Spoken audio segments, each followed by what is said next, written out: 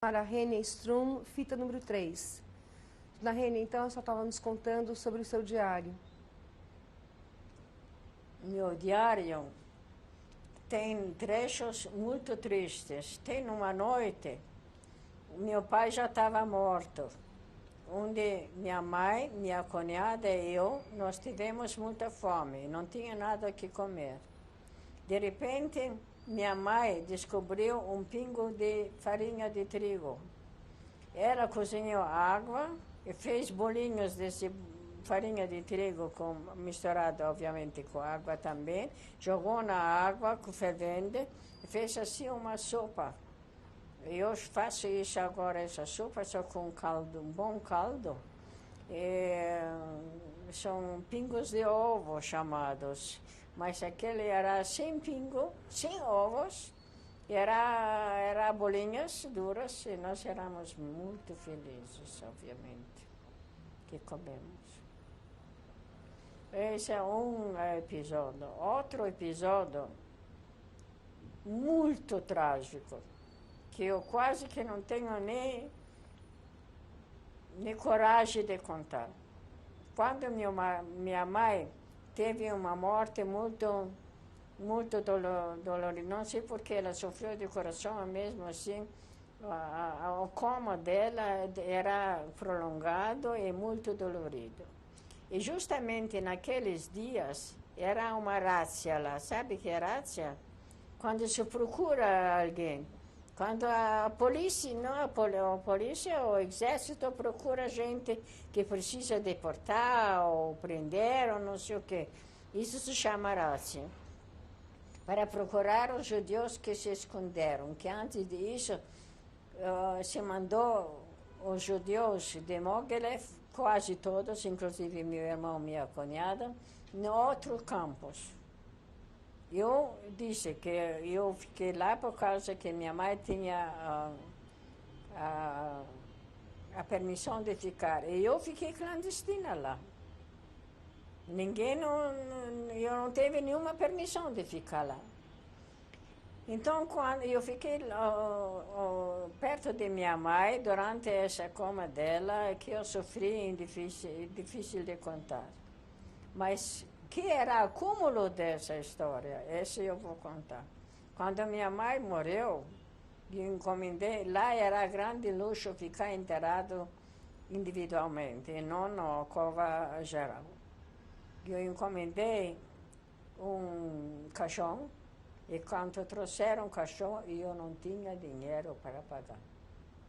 A mãe morta aqui, eu ali sozinha, que era a raça, todo mundo se escondeu, e nenhum dinheiro para pagar. Não poderia se fazer inteiro. Daí eu fiquei fora. Acontecer o que vai acontecer, pode me pegar, pode me prender, e eu preciso arranjar dinheiro. Daí, para minha sorte, eu tive na desgraças muita sorte também, por causa disso eu estou aqui contando a história. Se não tivesse tanta sorte, eu não seria viva. Então, passou um amigo de um primo meu, que já foi no outro campo de coisa, aquele que eu mostrei a fotografia dele, que ele morreu de fome. Eu chamei ele, contei para ele a história. Ele era só com a mãe dele, a mãe era viúva. Ele foi para casa correndo, emprestou, pegou da mãe um pouquinho de dinheiro, trouxe, eu peguei o colchão e fizemos o enterro. No enterro era exato 2 pessoas. Era eu e uma prima, uma sobrinha da minha mãe. O que mais que a senhora quer que eu conte? Tem coisas bonitas para contar. O que a senhora gostaria de nos contar? O que a senhora gostaria de nos contar? Que eu não tem a sua gosto memória? nada de contar, que isso mexe muito comigo. Isso dói muito, todas essas lembranças. O dia quando meu pai adoeceu de meningite, estranho. O pai dele morreu de meningite, de circunstâncias normais. Hoje, meningite não é doença que tem remédios contra a meningite. Naquela época, ainda no campo de construção, obviamente, que nem havia. A meningite é o seguinte, é uma doença terrível. Eu desejava essa doença para o Hitler. Febre que consome o corpo, sinceramente, literalmente.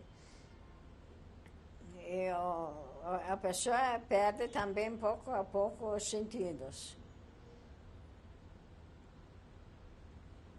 E eu fiquei 12 dias, literalmente, 12 noites, ao lado dele, para cuidar dele. Que tudo, sim. Primeiro ele teve tifo, e de tifo se transformou em meningite. Tifo exantemático é transmitido por uma, como chama esse bichinho? Não pulga, não. Que as crianças têm na cabeça, como se chama isso? Piolo. Piolo, porque é feio de dizer?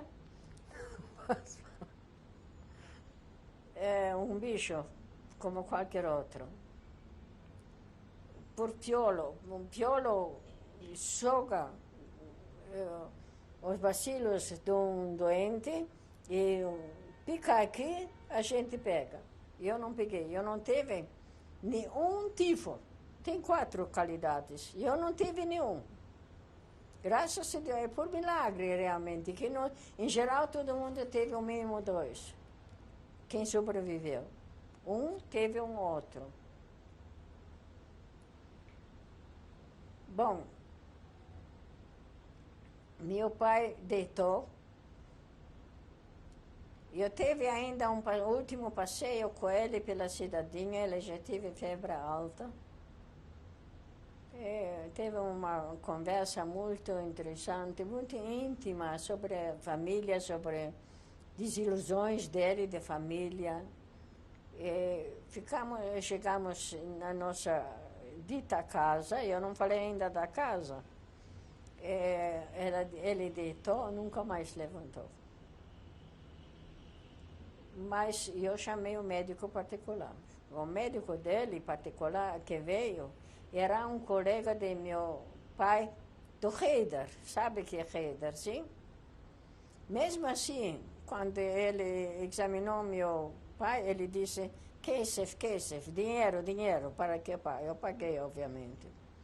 Não adiantou nada. Esse médico eu chamei outro médico, não adiantou nada, remédios não tinha, só comida forte para reforçar a resistência, não adiantou nada.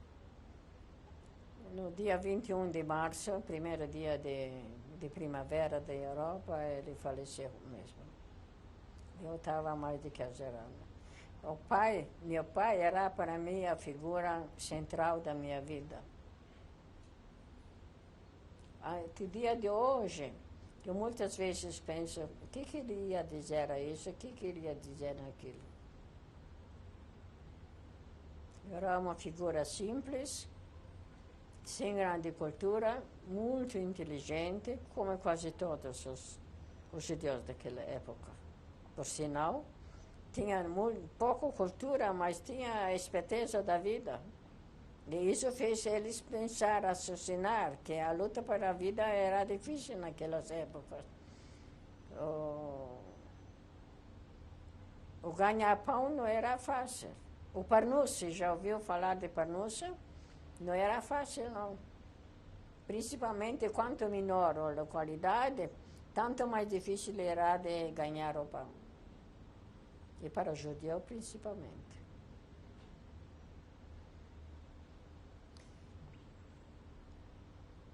Você estava nos contando, então, voltando então ao final da guerra, de que a senhora ficou na România. Eu quero primeiro contar da casa onde nós morávamos. Pode contar. Em Mogilev. Era uma antiga escola. Era uma classe de uma escola, onde nós ficamos 5 famílias. Obviamente que não tinha camas, então se tirava as portas, mas essas portas sem relevo, aquelas portas antigas sem relevo, não sei se vocês conhecem. Nós pegamos essas portas e dormimos em cima de pusemos um pouquinho Isso que o cavalo come, como chama isso? Feno? Um pouquinho de feno e assim dormimos. Quem conseguiu dormir? Quanto tempo vocês ficaram nessa casa? Bom, eu fiquei até que eu fui com meus para Ladije. E os outros também não ficaram. Depois de Sarácia, cada um procurou outro lugar. Agora, Mogilev era uma casa, então? Vocês ficaram numa casa, então, em Eu Mogilev? estou falando que era uma escola. É uma escola? Sim. Onde éramos 5 famílias. E essas 5 famílias, depois, elas se dispersaram ou elas foram Uma juntas? parte morreu, obviamente. E uma parte se dispersou. E eu fui lá onde disse. Mas a senhora quis perguntar algo. Não, então, eu gostaria que E o seu pai veio a falecer em Mogilev? Sim. E a sua mãe também vai falecer em Mogilev, Sim. então? 9 de junho. Meu pai morreu 21 de março, minha mãe 9 de junho. E em julho eu fui com meus cunhados para Ladeja. E quando vocês saíram, então, da România, quando a senhora voltou, então, para Chernobyl, depois da guerra, que a senhora encontrou com seu marido, vocês... Não, meu marido veio depois de meio ano. Então, mas a senhora acabou encontrando com ele em Sim. Chernobyl. Então, de Chernobyl, depois vocês foram Para Bucareste. Bucareste. Vocês não quiseram mais ficar morando em Chernobyl. Nós não quisemos ficar com os russos, com o sistema comunista. Uhum. E vocês foram para Bucareste, e de Bucareste vocês foram para onde? Para Antuérpia. E lá ficamos 4 anos, meu marido trabalhou, eu tive o segundo filho, o Marius, e levamos uma vida muito simpática, gostosa. Simples, não tinha muito luxo, não tinha muito dinheiro, mas era muito gostoso. Seu primeiro filho nasceu aonde, dona? Bucareste. Qual o nome dele? Alex. E Eu quero justamente a assinatura deles aqui. E da Antuérpia, depois a senhora foi para onde? Da Antuérpia, a senhora foi para onde? São Paulo. A senhora tinha uma ideia? A senhora queria vir para o Brasil? Não. Eu não queria ir a lugar nenhum. Eu queria ficar na Bélgica. Meu marido está mais ainda do que eu. Mas começou a Primeira Guerra de Coreia. Vocês são jovens, vocês não vão se lembrar, talvez não nem ficaram ainda em vida naquela época. E era muito perigoso que o russo vai ocupar toda a Europa. E quase todos os imigrantes como nós fugiram da Bélgica, da Holanda, da Bélgica, da França, principalmente para os Estados Unidos ou para a América do Sul. E nós fomos parar em Brasil. Vocês tinham algum conhecido aqui no Brasil? Vocês tinham algum conhecido aqui no Brasil? Sim. Que imagem que a senhora tinha aqui do Brasil? Você tinha alguma ideia do que seria o Brasil? Nenhuma ideia. Infelizmente, se eu tivesse, eu nunca não ia chegar aqui. E como que seu marido resolveu... Como que vocês conseguiram vir para o Brasil? Como não sei o quê? Como que vocês vieram para o Brasil? De navio? Vocês tiveram Navio ajuda de alguma italiano? entidade internacional? Não. Essa a ajuda era só em Bucareste. Em Bucareste, antes de chegar na Antuérpia, nós fomos um mês, não, 2 semanas em Budapeste e 6 semanas em Praga. E lá, já o Joint já deu coisas, Europa, já deu chocolate, e eu cheguei com meu menino no braço, eles me deram chocolate, para o menino, eu comecei a chorar, que me dá assim, de E graça. foi muito difícil a senhora se adaptar aqui no Brasil? Não me adaptei até o dia de hoje, se quer saber a verdade. O que é mais difícil para a senhora aqui no Brasil? O jeitinho, que tem um jeitinho para tudo, que anda a gente sem ficar presos. E aqueles que devem ser presos não são, aqueles que devem ser soltos são presos. A corrupção, a mentira.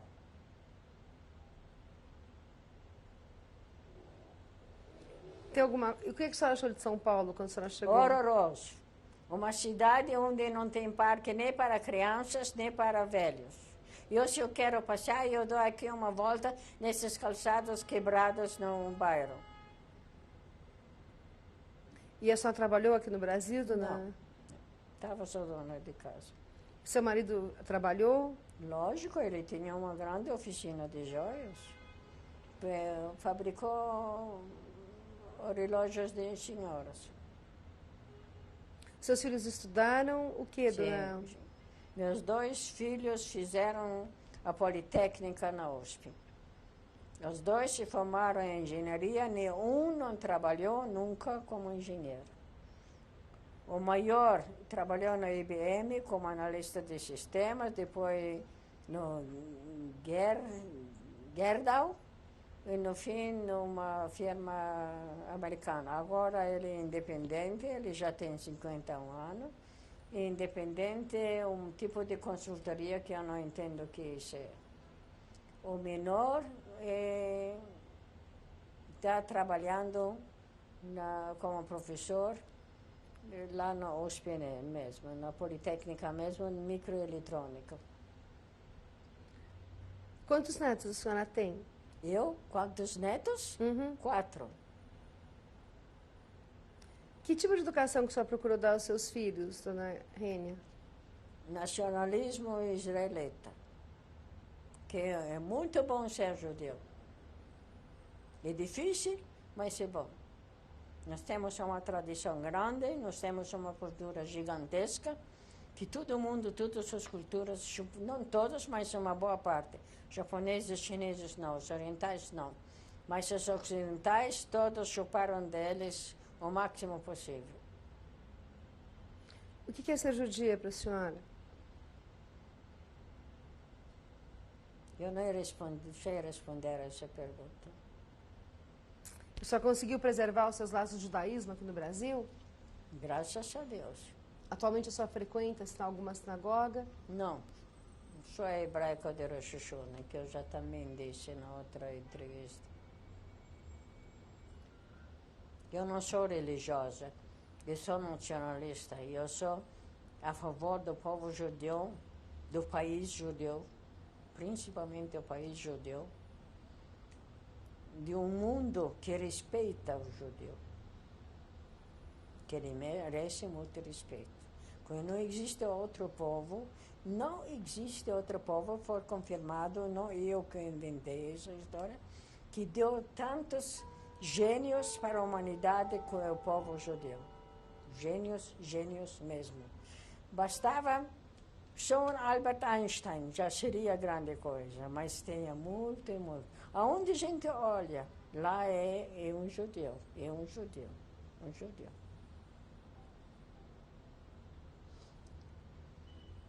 A senhora costuma pensar frequentemente no Holocausto?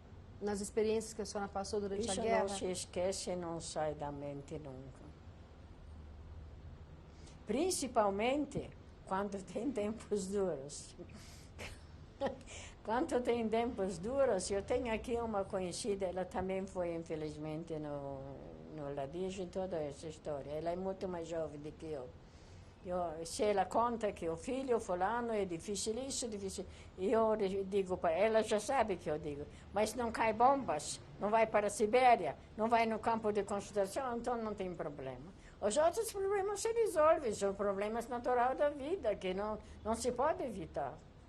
Nem o rico não evita, nem o pobre não evita, nem o como nós.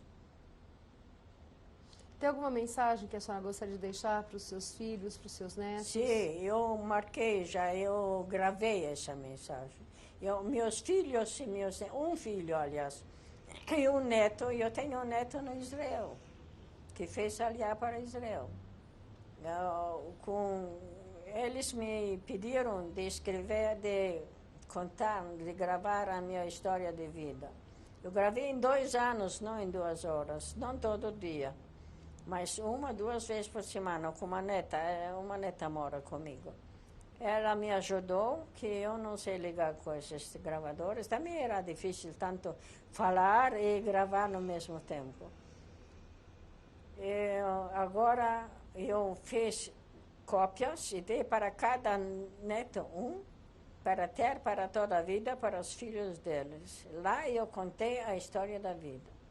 Para meus filhos, eu escrevi a história de minha vida em alemão, num livrinho, que eu espero ir para Israel esse ano também. Aliás, o ano que vem. Quando eu vou voltar, eu vou deixar traduzir em português e dar para cada filho um. Esse é minha legado. A minha mensagem é: continuem sendo judeus de verdade. Não precisa correr na sinagoga, que não lá é o judaísmo. Mataram de lá, eles mataram Yitzhak Rabin. Isso não quer dizer ainda tudo. Eu não estou contra os religiosos, mas eu sou contra o fanatismo. Obviamente que todo mundo, quem tem juízo, é contra o fanatismo. E tem muitos fanáticos no Israel também, infelizmente, que dificultam muito lá a vida, sem dúvida alguma. Outra mensagem eu não tenho: sejam justos, sejam honestos, isso é normal. Tem alguma coisa que a senhora nos gostaria de nos contar, que a gente não tenha perguntado, que a senhora gostaria de contar? Não me ocorre nada, para dizer a verdade. Nós gostaríamos muito de agradecer a sua entrevista. Muito obrigada. De nada. Só pode nos contar, então, a respeito dessa foto, Meu Reine, pai, minha mãe, meu irmão e eu. Foi uma foto tirada quando eu tinha mais ou menos 6 ou 7 anos, foi mandada para um irmão de meu pai que morava em Nova York.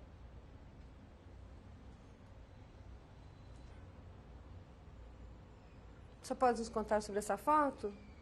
Se não me engano, eu não tenho certeza, foi tirado para tirar o passaporte para ir para a Bélgica como estudante. 1932. Essa senhora? Essa senhora? Essa sou eu.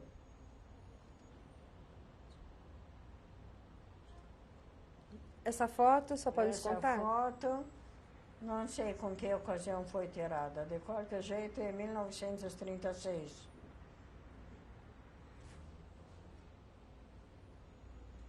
Quem está na foto, dona Reine? São de meus pais no caminho para a sinagoga.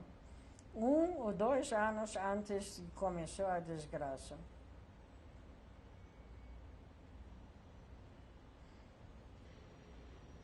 E meu pai, a fotografia de meu pai na época de gueto em Chernobyl, quando ele usava o Magen David com o Magen David.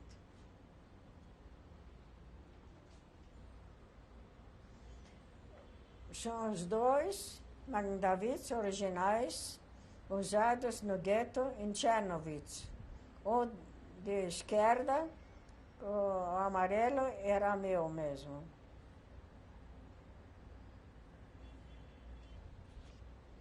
E a foto do meu irmão depois do campo de concentração, como se pode ver, está muito abatido, muito amavrecido, que ele estava muito doente.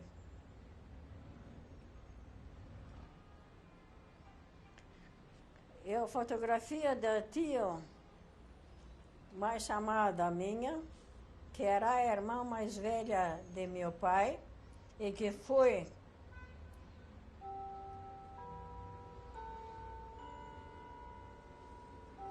fuzilada? Morta por... Como se diz isso, pelo amor de Deus? Assassinada? Eu falei, foi assim, mas como que foi assassinada? Eu disse, acabei de dizer agora. Com fuzil, foi Sim, fuzilada. Então, isso que eu falei, foi fuzilada. Eu No falei... caminho de um campo de concentração no outro, por causa que ela tinha 73 anos, e estava cansada, e estava fraca de fome, ela não poderia andar, então ela foi fuzilada. E ao lado dela é o neto dela, que também morreu de fome no campo de concentração. Não sei no qual.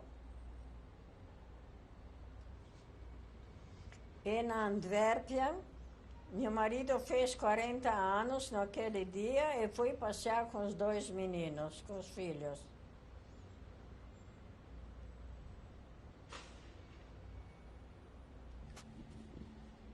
Numa estação de férias, não lembro aonde, meu marido e eu.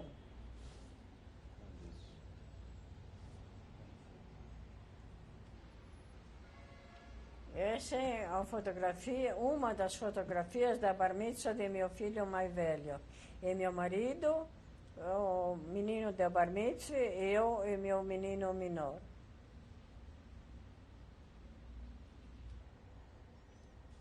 E a casa de Cantareira, ano novo de 1993, não? Isso. Meus filhos, minhas noras e eu.